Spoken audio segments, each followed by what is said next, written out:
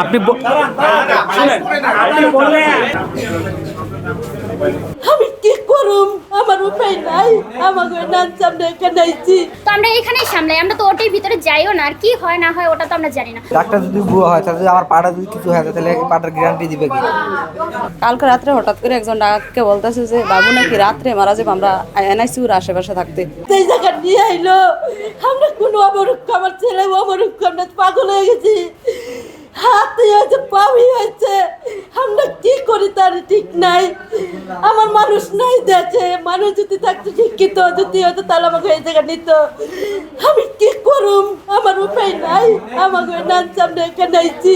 Operation করছে এই এই হসপিটালের মালিক পক্ষর ভাগিনে ভাগিনে সে কি ডাক্তার? সে ডাক্তার নাকি আমি তো বলতে পারবো না। সে কি অপারেশন করছে কি জানেন না? জানি, পরিবারের মানুষ জানে না, আর ফ্যামিলি মানুষ জানে, আর ফ্যামিলি মানুষ বাইরে আছে। এই হাসপাতালে কোনো ডাক্তার নাই, সব ভুয়া। আমি এগুলো তো জানতাম না আগে, আমি তো কিছুক্ষণ আগে জানতে পারলাম। এখন যদি ডাক্তার যদি ভুয়া হয় তাহলে আমার পাটা যদি কিছু হয় তাহলে পাটার গ্যারান্টি দিবে কি? কত টাকা নিচ্ছে এখন পর্যন্ত 90,000 টাকা নিচ্ছে। আমার এই টাকা নেই আমার কোনো আফসোস নাই। আমার এই পাটা যদি না আটকে তাহলে আমার জীবনের কী হবে, আর জীবনের নিরাপত্তা কী? না ভিতরের কি হচ্ছে, আমাদের তো ওটি ডিপার্টমেন্ট না, আমাদের ডিপার্টমেন্ট হচ্ছে জেনারেল ওয়ার্ড। তো আমরা এখানেই সামলাই, আমরা তো ওটির ভিতরে যাইও না, আর কি হয় না হয় ওটা তো আমরা জানি না। হ্যাঁ নিচ্ছে, আর আমার আব্বুর বলছে হাঁটুটা বলে কি বলে 100 ঘন্টা হয়েছে, ডাক্তার আমার বলছে কোনো এক্সারসাইজ কিছু দিন আমি করি। পরে আমি বলছি, পরে বলছে এখন কী করবো, পরে বলতেছে হ্যাঁ অপারেশন হওয়া লাগবে। পরে বলছে কত টাকা, পরে বলছে 2,20,000 টাকা অপারেশন টাকা চাইছে। পরে আমরা বলছি আমরা গরিব মানুষ, আমরা তো ফার্মানো চালাইতাম, আমার কিছু কমে টাকা দিন। কি হয়েছিল? ওনার বলতো হালকা হাঁটি ভাঙছি, একটু হালকা হাড্ডি ভাঙছি, কিন্তু ঘেরা আমাকে বলতেছে কি 100 ঘন্টা বলেছে হাড্ডি বলে। হ্যাঁ 3 দিন পরে রিলিজ দিয়ে দিছি। রিলিজ দেওয়ার পর আমরা বাড়িতে গেছি, বলছে বাড়িতে নিয়ে ড্রেসিং করলে হবে। কারণ বাড়িতে গেছে আর দিয়ে রাখতেছে রুগীরে, আস্তে দিয়ে ফাওয়াটা পরে ইনফেকশন হয়ে গেছে, পৌঁছে গেছে পুরো। পৌঁছে দেওয়ার পরে আবার এদিকে নিয়ে আসার পরে হারা গেছে। থেরাপি দিছে, থেরাপি প্রত্যেক দিন 1,000 টাকা বিল, আর সিট বাড়ছে 1500 টাকা। আর এনা আবার অপারেশন দিছে, আবার বলছে 1,30,000 টাকা অপারেশন টাকা। এখন মানে আমার বাবুর খিচুনি ঠান্ডা ছিল, তারা বলছে কালকে রাত্রে, এতদিন বলতেছে সুস্থ, কালকে রাত্রে হঠাৎ করে একজন ডাক্তারকে বলতেছে যে বাবু নাকি রাত্রে মারা যাবে, আমরা এনআইসিউর আশেপাশে থাকতে।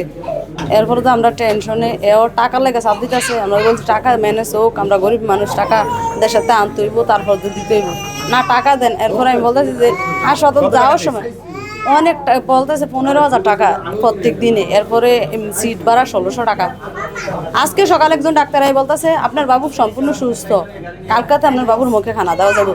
এরপর আমি বলছি যে আপনার সাথে ডাক্তার কালকে রাত্রে বললো রাত্রে বাবু মারা যাবো, এখন আপনি বলতেছেন সুস্থ, আমরা কি করে বুঝলাম আপনারা ডাক্তার, আমরা তো সাধারণ মানুষ, আমরা ডাক্তার না।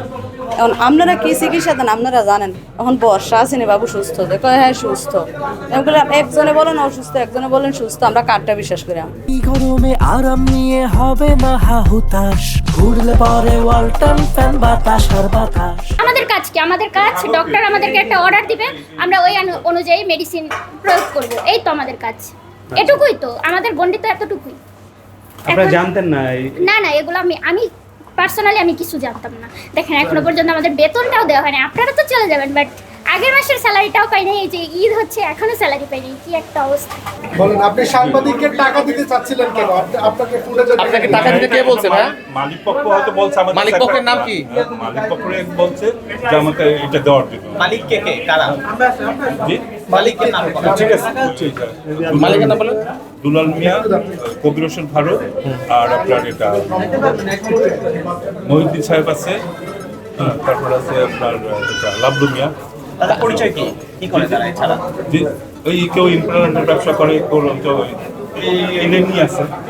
তো যে সকল অনিয়মকে ধামাচাপা দিতে আপনাকে টাকা দেওয়ার জন্য দেওয়া হলো, আপনি সেসব অনিয়মের কিছুই জানেন না একজন ম্যানেজার হয়ে, এটা কি বিশ্বাসযোগ্য কথা?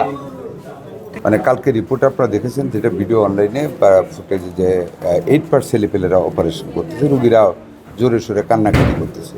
তো যে হাইলি ইনহিউম্যান সার্ভিস এখানে দেওয়া হচ্ছে, এবং এখানকার যে ম্যানেজার সে নিজেও স্বীকার করেছে যেখানে অনেক মানে অমানবিক কাজ হচ্ছে, কিন্তু প্রতিবাদ তারা করে না। দুজন ডাক্তারকে এখানে পেয়েছি, যখন এই প্রশ্নগুলি করা হয়েছে তারা দে ডিডন্ট রিপ্লাই, মৌন থেকেছে। যাই হোক, বিভিন্নভাবে এগুলি দালাল চক্রের মাধ্যমে হসপিটাল থেকে রুগীগুলিকে, এদের নেটওয়ার্ক অনেক বড়, স্টার্টিং ফ্রম দ্য কি বলবো আমি, sorry to say, career driver থেকে শুরু করে এভরিবডি ইজ ইনভলভ। উপরে যারা আছে এগুলি নিয়ে আসে রুগীদের বাইলবাট্টা দিয়ে এখানে ভর্তি করে দেয়, দিয়ে বিরাট অঙ্কের টাকা বিল করে নিয়ে যাচ্ছে, যেটা সাংবাদিকরা সবাই দেখেছে। আমরা যেটুকু দেখেছি এখানে অনেক অনিয়ম। আইসিইউ যার উনি কিন্তু এটা চালান না, উনি আরেকজনকে ভাড়া দিয়ে দিয়েছে। ডাক্তার যখন যেটা প্রয়োজন হয় তারা কল করে, অনেকে আমরা 2-1টা রিপোর্ট পাইলাম যে সরকারি চাকরি করেও এখানে অন কলে ডিউটিতে আসে। এটাও একটা অফিস টাইম, এটা হাইলি ইরেগুলার। যাই হোক, আমরা সমস্ত কিছু পেয়েছি। আমরা এই হসপিটালটাকে মানবিক কারণে এদেশের মানুষের সাথে, স্বাস্থ্যসেবার সাথে আমাদের ম্যাজিস্ট্রেট আসছেন, আমরা সিলগালা করে দিচ্ছি।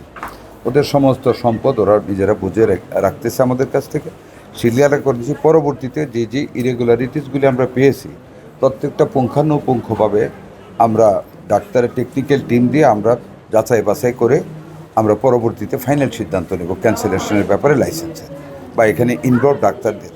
আর 2 জন মালিক যারা আছেন তাদেরকে হাজার চেষ্টা করে আমরা এখানে আনতে পারিনি। ওনারা জানেন যে দে আর ডুইং সাম অফেন্সেস, যে কারণে আমার কথা শুনে ওনারা লুকিয়ে গেছেন আর আসতেছেন না।